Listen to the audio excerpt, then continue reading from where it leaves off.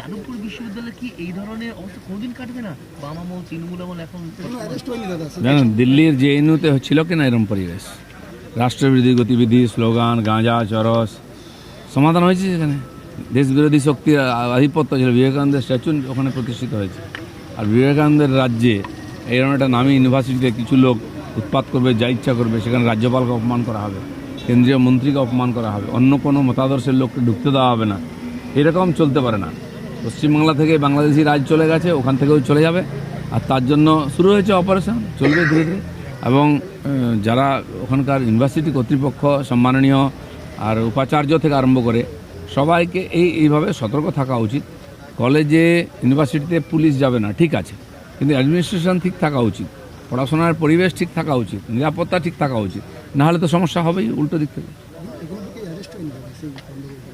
এর আগে অনেক ঘটনা ঘটেছে, কাউকে অ্যারেস্ট করেছে ইউনিভার্সিটি। বাউল সুপ্রিয়কে যেভাবে অসম্মান করা হয়েছিল, তার বিরুদ্ধে আমরা গিয়ে ওখানে সার্জিক্যাল স্ট্রাইক করিয়েছিলাম। জানি কর্তৃপক্ষ করতে পারবে না, ঘুঘুর বাসা আছে।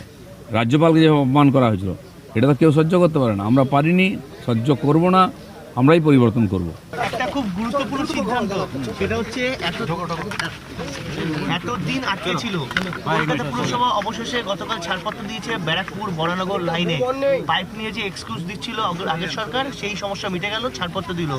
মানুষের পরিষেবা পাবে এবার ব্যারাকপুর বরানগর যে মেট্রো প্রকল্পে। আচ্ছা আচ্ছা, এটা জলে অনেক কিছু আটকে ছিল, চিংড়িঘাটায় ফ্লাইওভার আটকে ছিল, খুলে দিয়েছি আমরা।